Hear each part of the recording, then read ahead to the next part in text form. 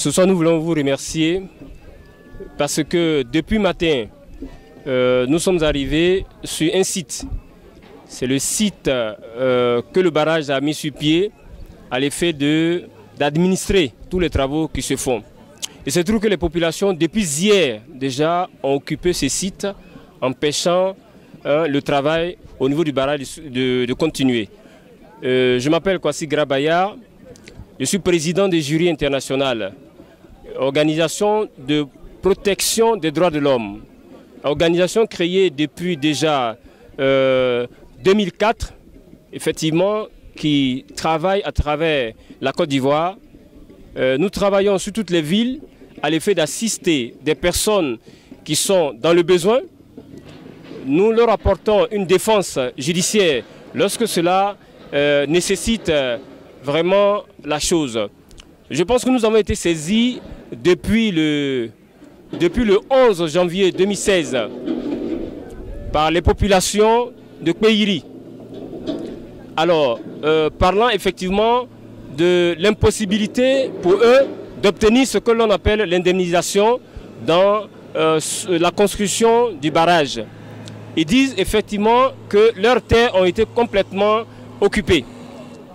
La population de Kpéiri, de façon spécifique,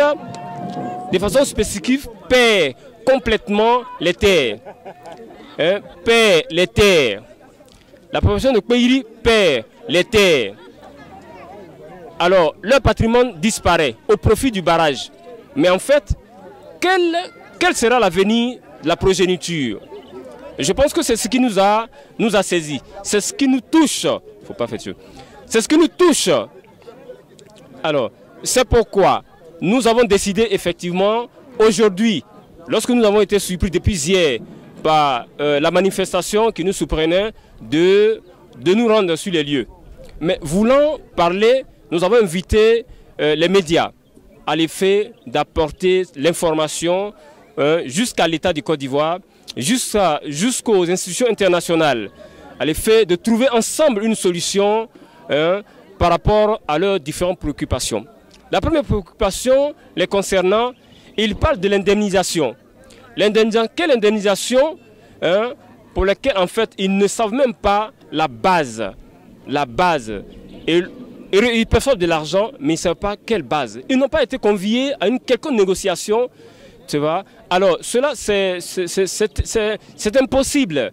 La mesure où, au niveau des conventions internationales, on dit que les populations autochtones, lorsque elles doivent perdre quelque chose, un patrimoine ou quelque chose que les concernant, il faut, l'État a l'obligation de les convier et de les envoyer sur une table à l'effet de tenir compte de leurs préoccupations afin de définir de façon équitable et juste les indemnisations. Cela n'a pas été fait. Deuxième chose, il faut dire encore que les personnes qui perdent les terres de façon définitive, alors on ne leur a pas donné de terres en compensation. C'est un autre élément. Ne leur donnant pas de terres en compensation, ça pose une autre réalité, une autre difficulté. Ce sont ces choses-là de droits en fait, qu'il faut regarder de plus près. Ce sont des droits de ces personnes-là. Il faut les sécuriser. S'ils n'ont pas de terres en compensation, quel est l'avenir de ces peuples-là? Nous parlons effectivement de Kpéiri, de façon spécifique, qui perd toutes ces terres. Quel sera l'avenir ou la garantie de la progéniture si effectivement des dispositions n'ont pas été prises? Je pense que le barrage, c'est tellement un projet d'utilité économique, d'utilité publique, mais effectivement un projet qui va profiter à des nations très loin d'ici. Je pense aux autres pays qui vont profiter de l'énergie qui sort d'ici, de l'électricité, du courant qui sort d'ici. Mais c'est des milliards que cette structure, que le barrage va rapporter. Mais en fait, ces populations-là, si l'on n'a pas pris les dispositions à l'effet de faire en sorte que ces populations aient des subventions pour subvenir à leurs différents besoins, pour permettre à leur progéniture, tu vois, de garantir leur vie, nous sommes en train de préparer la disparition d'un peuple. C'est un peuple autochtone qui a des droits qu'il faut protéger. Et je pense qu'au niveau de l'ONU, tu vois, la convention de l'ONU 61-295 dit que effectivement les droits des autochtones doivent être entièrement protégés. L'État le sait bien. Je pense que nous le savons, l'État ne peut jamais violer les droits des peuples autochtones. Je pense aussi que l'État n'a pas été informé de façon juste et de façon entière ou en détail, tu vois, des difficultés que vivent en fait ces populations-là. Il y a plusieurs villages qui sont impactés et qui veulent vraiment que l'État écoute. Je pense que de façon successive, plusieurs personnes, c'est une population cosmopolite qui effectivement regroupe, tu vois, des personnes venues de plusieurs horizons. Donc nous pensons que l'État se doit de voir la question de plus près. Nous demandons aux institutions internationales qui interviennent au niveau de l'appui au développement, alors de le faire. D'ores et déjà, puisque les populations ensemble nous ont saisi le jury international, nous avons déjà des actions que nous avons menées.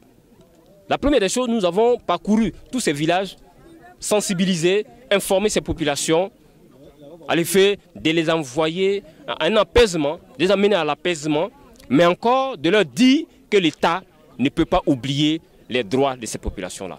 Et c'est pour cela nous avons pris l'engagement de saisir l'État, de saisir dans les jours à venir Côte d'Ivoire Énergie.